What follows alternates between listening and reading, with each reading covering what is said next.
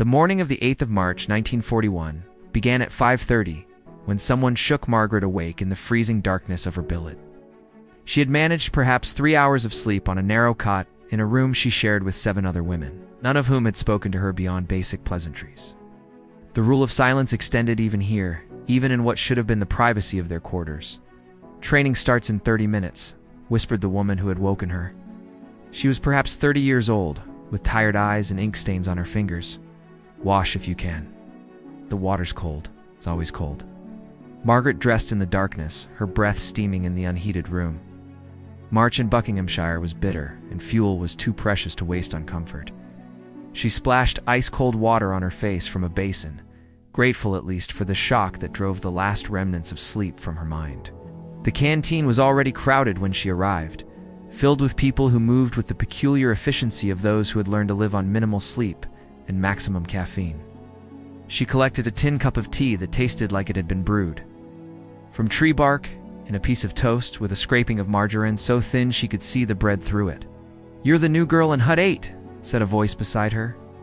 Margaret turned to see a young man, perhaps 25, with wire-rimmed spectacles and the permanent stoop of someone who spent too many hours hunched over papers, Peter Chelmsford. "I'm in Hut 6, working on Army and Air Force intercepts. It's a different world from Naval Enigma, but we're all in the same boat." "Martin the nautical reference, Margaret Howard," she said, grateful for any human contact that wasn't wrapped in secrecy and threat. "I arrived last night." "Then you're in for quite a shock today. The training is brutal because it has to be. We're not breaking codes anymore, not really. We're engaged in industrial-scale decryption, processing hundreds of messages per day when we're lucky, staring at blank walls when we're not." He sipped his terrible tea without grimacing, long since accustomed to it. "The Germans change their cipher settings every day at midnight. Every morning, we start from scratch. Every morning, we race against time to break the new settings before ships die. How often do we succeed?" Peter's expression darkened. "Not often enough. Naval Enigma is harder than the Army version. They use different procedures, more wheels, extra complications. Some days we break it by noon. Some days we don't break it at all. Every day we fail. More ships sink." He glanced at his watch. "Should get to Hut 8. They don't tolerate lateness." The training room in Hut 8 was barely large enough for the 20 people crammed inside. An older man stood at the front, his face mapped with lines of exhaustion that suggested he had not slept properly in months. This, Margaret would learn, was Hugh Alexander, deputy head of Hut 8. A chess champion who had traded competitive games for the deadliest puzzle in history. "You are here," he began without preamble, "because you possess certain mathematical abilities that make you useful to this organization. Those abilities are now the property of the Crown. What I am about to teach you is classified beyond top secret. If you repeat any of it outside this room, you will be arrested, tried, and imprisoned. Your family will be told you died in a bombing raid." Clear heads nodded. Nobody spoke. "Good. The Enigma cipher machine operates on the principle of polyalphabetic substitution, enhanced by mechanical complexity. A German operator types a letter. That letter passes through 3 or more rotor wheels, each of which scrambles it according to the wheel's internal wiring. The signal then bounces off a reflector and passes back through the wheels in reverse. The result is that pressing the letter A might produce the letter Q, but pressing A again will produce a different letter entirely." He drew a complex diagram on the blackboard. "The Germans believe this machine is unbreakable because of the astronomical number of possible settings. 3 wheels chosen from a set of 8, each wheel with 26 starting positions, a plug board with 10 connections swapping letter pairs. The mathematics are genuinely impressive. What the Germans failed to consider is that humans are predictable creatures who fall into patterns even when using perfect machinery." Margaret leaned forward, her exhaustion temporarily forgotten. This was what she had trained for, what her entire academic career had been building toward without her knowing it. "The weakness," Alexander continued, "lies not in the machine, but in the messages themselves. German operators are human. They get lazy, they get bored, they follow routines. They begin messages with predictable phrases. Weather reports always start the same way. Supply requisitions follow standard formats. And most critically, they sometimes make mistakes that give us entry points into the cipher." He pointed to a message on the board. "This was intercepted yesterday morning at 0400 hours. It is exactly 83 characters long, which tells us something already. German naval messages follow strict length conventions. This is either a weather report or a position update. Knowing what type of message it might be gives us a foothold. For the next 6 hours, Alexander taught them the fundamentals of breaking Naval Enigma. The concept of cribs, those predictable phrases that might appear in messages, the use of Banburismus, a statistical method for determining wheel order developed by Alan Turing himself, the operation of the bombe machines, electromechanical devices that could test thousands of wheel positions per minute, searching for contradictions that would eliminate impossible settings. Margaret's head spun with information. Frequency analysis, turnover positions, Stecker values. Each technical term represented a weapon in their arsenal against German cryptography, and each weapon required absolute mastery to use effectively. "You will not learn this in one day," Alexander said, as the session finally ended. "You will not master it in 1 week. Most of you will work here for months before you break your first message independently. But every day you spend learning is a day you are preparing to save lives, so treat your education with the seriousness it deserves." They broke for a lunch that was barely distinguishable from breakfast, then returned for practical work. Margaret was assigned to a table with 3 other women, all veterans of several months at Bletchley. They worked in near silence, their fingers flying across cipher sheets, their eyes scanning encrypted letters for patterns that Margaret could not yet see. The woman sitting beside her, who eventually introduced herself as Catherine Wright, spoke quietly without looking up from her work. "Don't try to understand everything at once. Start small. Look for repeated sequences." The Germans call their messages sprich, and each sprich has a personality if you learn to see it. Some operators are careful, some are sloppy. Some follow the rules precisely, some improvise. Learn to recognize the differences. "How long have you been here?" Margaret asked. 8 months. Feels like 8 years. Catherine marked something on her worksheet. "I was a secretary before the war. Took shorthand, typed letters for a solicitor in Manchester. Now I'm breaking German codes that determine whether convoys make it across the Atlantic." Life comes at you fast. The afternoon dissolved into tedious, painstaking work. Margaret analyzed message after message, looking for patterns that stubbornly refused to reveal themselves. The other women at her table broke 3 messages in the time it took her to even begin understanding the approach. She felt useless, overwhelmed, convinced she had made a terrible mistake. "Don't," Catherine said, still without looking up. "Don't start thinking you're not good enough. Everyone feels that way at first. You're fighting one of the most sophisticated cipher systems ever created using methods we barely understand ourselves. Give it time." But time was the one thing they did not have. At 4 in the afternoon, an alarm bell rang through Hut 8, and suddenly, everyone was moving with frantic urgency. Hugh Alexander's voice cut through the sudden chaos. "Convoy SC-26 is under attack. A wolf pack of at least 6 U-boats. We have multiple encrypted messages from the last 2 hours that likely contain attack coordinates and tactical instructions. If we can break the daily settings and decrypt those messages, we might be able to route the convoy away from danger. If we fail, 42 merchant ships and their escorts are sitting ducks." The atmosphere in the hut transformed instantly. The quiet concentration became electric tension. People grabbed messages from the dispatch boards and attacked them with desperate focus. The bombe machines in the next room roared to life, their mechanical drums spinning as they tested thousands of cipher settings per minute. Margaret found herself swept into the organized chaos.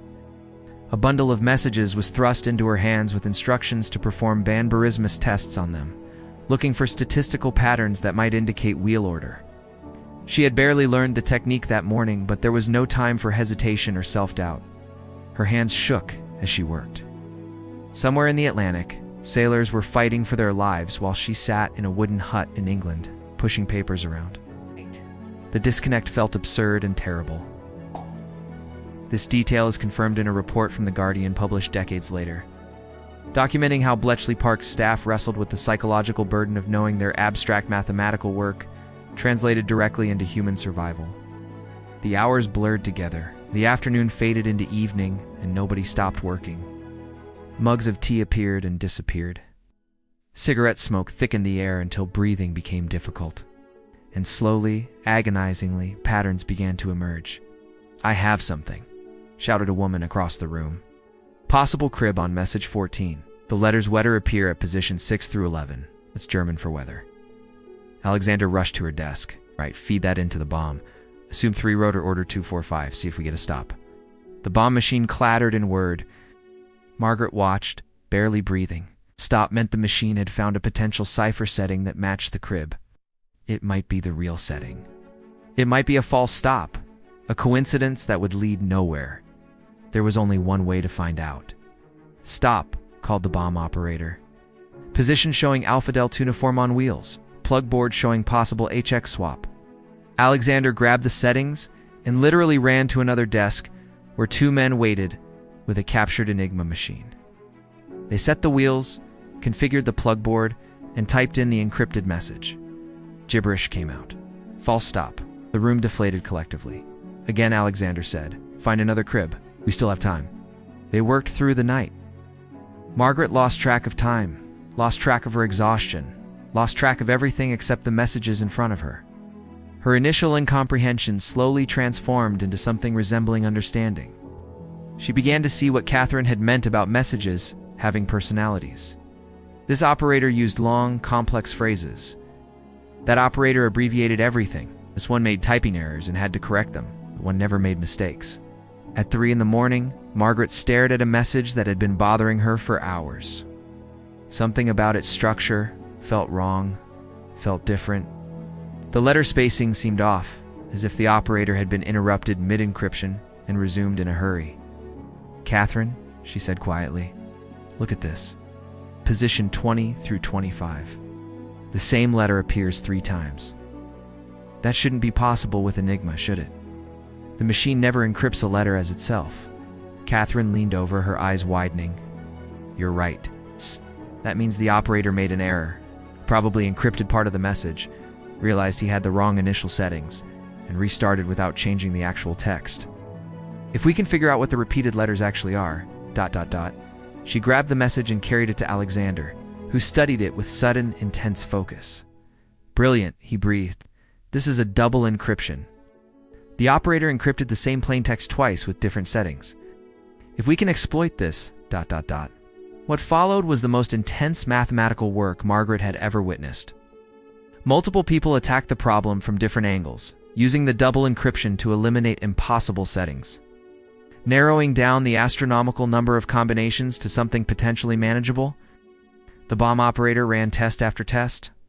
False stops came and went. The sky outside began to lighten with the approaching dawn. And then, at 10 minutes past 5 in the morning of the 9th of March, 1941, the bomb produced a stop that wasn't false. The Enigma machine, configured with the settings the bomb had found, began spitting out German plaintext, weather reports, supply requisitions, and critically, coordinates for a coordinated U-boat attack on Convoy SC-26 scheduled for noon that day. Alexander grabbed the telephone to the Naval Intelligence Division. "We have a break," he said, his voice tight with exhaustion and triumph. "Convoy SC-26, Wolfpack coordinates." He read them off quickly. "Route them south-southeast immediately. The U-boats are expecting them to continue on their current heading." He hung up and turned to the room full of exhausted cryptanalysts. "Well done, everyone. The convoy will be warned. The escorts will hunt those U-boats instead of the other way around. You've just saved approximately 2,000 lives." There was no celebration. People simply nodded and returned to their desks. There would be new messages in a few hours. The daily cipher settings would change again at midnight. Tomorrow they would start over from the beginning, racing against time and mathematics and an enemy that did not know it was being read. Margaret sat at her desk, her hands still trembling from exhaustion and adrenaline. She had barely contributed to the actual break, but she had found the double encryption error that made it possible. Her small observation had mattered. She had mattered. Catherine squeezed her shoulder briefly. "You did well for your first crisis. Get some sleep. I'll need it." But sleep did not come easily when Margaret finally stumbled back to her billet. She lay on her narrow cot in the gray morning light, staring at the ceiling, thinking about the sailors on Convoy SC-26 who would live because of mathematics. They would never know how close they had come to death. They would never know that their survival had been determined by people they would never meet. Working in a building they would never see, fighting a war that looked nothing like the one being waged with guns and bombs and tanks. She thought of her brother James, recovering in his hospital bed. She thought of the 43 merchant ships sunk the previous month. She thought of the encrypted messages still piling up, each one a puzzle that meant life or death for someone, somewhere. This was her war now, not fought on battlefields, but in the abstract realm of probability and statistics, where victory was measured in breaks and defeats in silences. It was brutal in its own way, exhausting in ways that had nothing to do with physical danger. But it was hers, and she would fight it with everything she had. By the time she finally drifted into uneasy sleep, the sun had fully risen over Bletchley Park, in the Atlantic. Convoy SC-26 altered its course based on intelligence, whose source would remain classified for decades. The German U-boats arrived at the coordinates their commanders had specified and found empty ocean. 22 German submarines prowled the Atlantic that spring, their captains growing increasingly frustrated by convoys that seemed to anticipate their every move, by cargo ships that inexplicably altered course just hours before the planned attack, by a British merchant fleet that was becoming mysteriously harder to kill. In Berlin, naval intelligence analysts began to suspect something impossible. But they dismissed the idea as quickly as it formed. Enigma was unbreakable. The mathematics guaranteed it. There was simply no way the British could be reading their encrypted communications. They were wrong. And in an ugly wooden hut in the English countryside, a 22-year-old mathematics lecturer learned exactly how wrong they were, one broken message at a time, as the death toll in the Atlantic began its long, imperceptible decline. But the fight had only just begun, and the hardest battles still lay ahead.